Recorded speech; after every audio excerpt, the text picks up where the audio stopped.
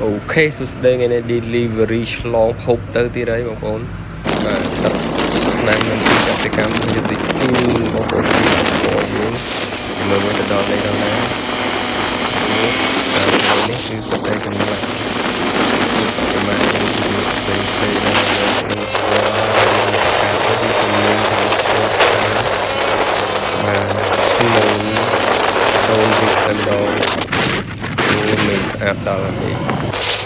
អែមទៅដល់នេះគេហៅថាធម្មជាតិទឹកតែម្ដងគេមើលនឹងទៅដល់នេះដល់ណានេះ